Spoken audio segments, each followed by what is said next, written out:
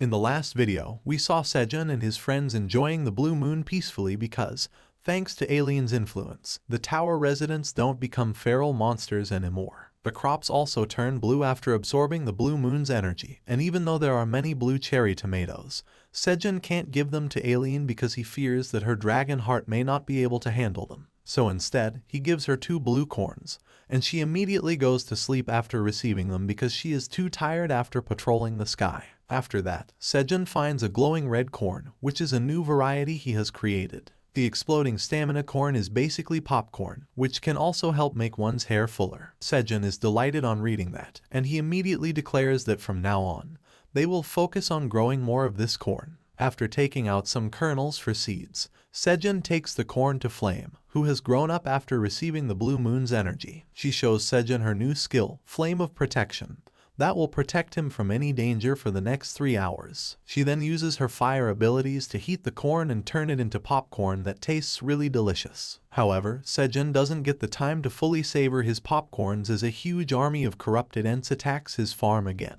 And this time, they have specialized soldier trees. Not only that, there is a gigantic tree monster that has absorbed the blue moon's energy, and Sejun thinks they are doomed. But then suddenly, the huge dragon statue he received as a gift from Alien activates, and Alien's dad, Anton Fratani, speaks through it, telling Sejun that he will help him. Sejun is shocked to hear that Alien's dad is speaking from inside the statue. He can't believe it, and on top of that, he wonders how the statue can talk. Anton tells him that the statue is infused with ancient golem magic, and initially, it was supposed to be activated when Alien was in trouble to defend her. However, for some unknown reason, the warp gate connecting their realm to the Black Tower is not opening, which is why Anton and his dad can neither enter the tower nor use their authority inside it. Sejun is still trying to comprehend these words that are too big for him to understand in one go. Anton then tells him that fortunately, they could use the statue when it was activated and sent to the 99th floor. Because of that, he was able to get a signal from the statue, and he gained control of it to communicate with Sejun.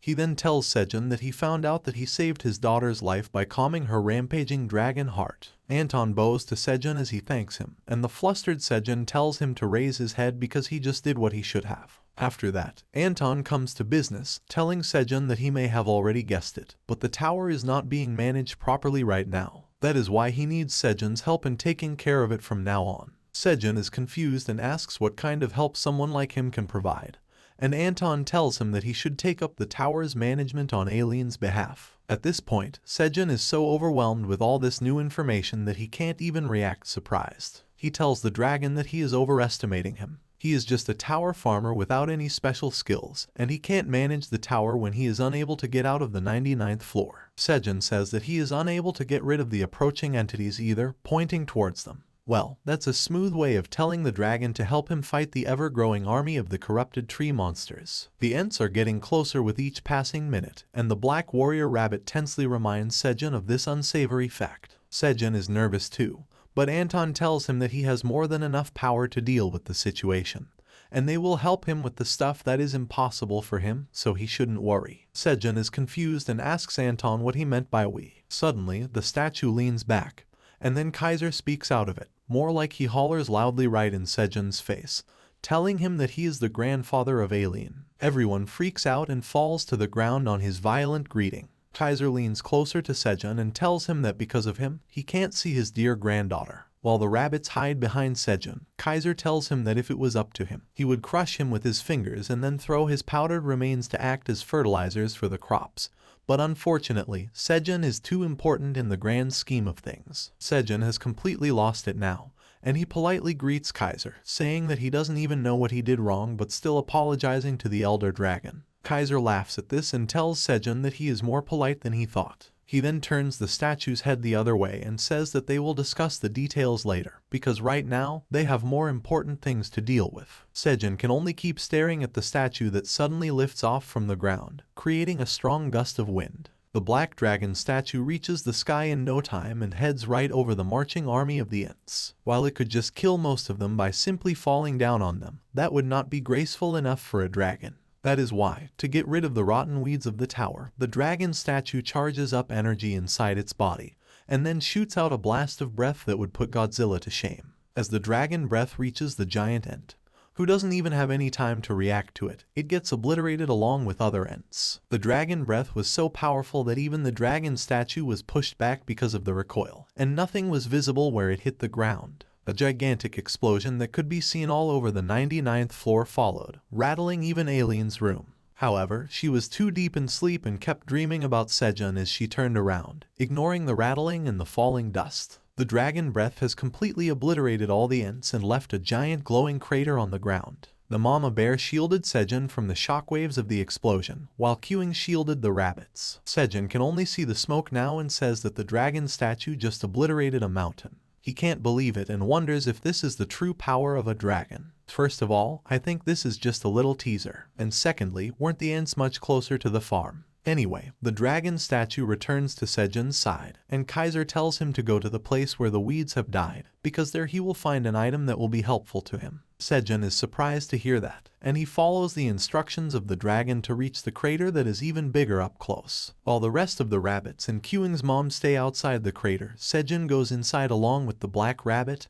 and Qing. The heat from the explosion has not yet died down, and they can still feel it. Qing is the first one to notice something shiny in the center of the crater, and he alerts Sejun about it. Sejun finds a shiny blue seed there and wonders if this is the item Kaiser was talking about. He picks it up and finds that it is the corrupted Ent's enhanced seed. The system window tells in details that this is a seed of an Ent who has absorbed the energy of the blue moon. Because of that, this special seed will boost all of its consumers' stats by 10. However, if it is left on the ground, it will germinate again and turn into a huge corrupted Ent again. It isn't a great item and has a shelf life of 100 years. Sejun is shocked to read all this, and then suddenly, the black statue lands right next to him. Kaiser tells Sejun to eat the seed because then his pitifully weak body will become slightly stronger. Kaiser warns him that if the seed is left just like that, it will grow back into the giant tree monster from before. That is why he tells Sejun to hurry and eat the seed before that happens. Well, if the shelf life of the seed is 100 years, maybe it will germinate into an Ent after 100 years. Sejun feels disgusted just by the thought of eating a corrupted Ent seed, and he tells Kaiser that he doesn't really feel right about eating it. He asks if he can eat it after cooking it later, and Kaiser suddenly freaks out. He asks Sejun if he really can cook, and Sejun affirms. The great black dragon is now curious about Sejun's cooking and asks if he has any cooked food on him right now. Sejun doesn't have any cooked items, but he has some cherry tomatoes in his pocket because apparently that is what farmers do. He takes out the cherry tomatoes from his pocket, and Kaiser tells him to give some to him so that he can see if they are dangerous or not. Sejun is ready to give the tomatoes to him, but the question is, how can he do that? Kaiser tells him that the statue's mouth contains a warp device that can easily transport the items placed there to him. He throws the cherry tomatoes into the statue's mouth and swallows them, and instantly, the tomatoes are teleported to the realm of dragons. Kaiser receives them while he is sitting in his fancy gaming setup that he uses to control the statue. He is curious about the item that had such a great impact on his granddaughter's heart, and pops one in his mouth. At the same time, Anton is checking out the details about Sejun and his farm. He is shocked to see red locust meat on the farm because he had no idea that the red locusts had infiltrated the tower. He wonders when it happened and thinks that if the corpses can be transported to the 99th floor, it must have been quite some time. However, what surprises him even more is that the dangerous invading insects are being eaten by the residents of Sejun's farm. He thinks that Sejun is smart because he thought of a way to use the dead insects as food rather than letting the other locusts feed on them and grow in numbers. He thinks that it is not his business, but with this, the tower will have to worry less about the famine. He then checks out the various crops that Sejun grows that have special properties, and they are the reason Alien's dragon heart is making a steady recovery. Anton thinks about the job of the tower farmer, which is so obscure that even he doesn't know a lot about it, even though he has managed the tower for a long time. He still finds it hard to believe that a tower farmer became the hope for saving his daughter. He thinks about looking more into it when suddenly, Kaiser comes running to him. Anton asks him what is wrong and tells him to uphold the dignity of the Black Dragon family as their head, and running like this surely doesn't help with that. Kaiser tells him to stop being a baby boomer and to take a look at the cherry tomato instead. Anton recognizes it as the same crop that Sejun gives Alien. He asks his dad if he got the crop teleported here through the golem and nervously asks if there is a problem with it. Kaiser happily tells him that it is very tasty, and Anton doesn't understand what is wrong with his dad. On the other hand, Sejun is calling out to Kaiser through the statue, but he is not available now. Sejun is worried now, wondering why he lost connection with Kaiser and why the statue stopped moving after receiving the cherry tomatoes. He decides to head back for now and tells his friends to come along too, but Quing and the Black Rabbit are staring at something in another part of the crater. Sejun asks what they are doing and then tells them to get moving. The Black Rabbit tells Sejun that Quing is being stubborn. Quing turns around and excitedly asks Sejun if he can take the huge stick lying next to him home. The stick or log is actually the corrupted Ent's enhanced branch, and Quing says that he wants a weapon just like the Black Warrior Rabbit. Sejun says that while the branch looks really sturdy, they can't take it home because it is too big. Quing is disheartened by this and says that it is a shame that they can't take this good stick when it even has a name. He touches it and suddenly realizes something. Meanwhile, Sejun says that they should go home first and find a nice weapon for him the next time. However, as he hears some rumbling sound, he turns around to see that Quing has uprooted the branch from the ground. Sejun freaks out at this and tells Quing that he said they can't take it home. However, even before he can complete his sentence, the branch shrinks down into a small stick that perfectly matches Quing's size. Sejun is even more puzzled now, and Quing tells him that the stick was actually an item. The system window tells him that this branch has been significantly strengthened by the blue moon's energy, and by infusing it with mana, its size can be adjusted at will. Both Sejun and the Black Rabbit are flabbergasted on learning this, and Quing is proud of his new weapon that would do the numbers on the Stick Nation community. That's all for this video. We got to see a glimpse of the power of the Black Dragons, and now it seems that Sejun is going to win the heart of Alien's entire family with his crops. He also got a consumable item that can make him much stronger than he is right now, but let's see if cooking it can make it even better. To find out what happens next, stay tuned for the next part of the story. Till then, check out other videos on our channel, and don't forget to subscribe.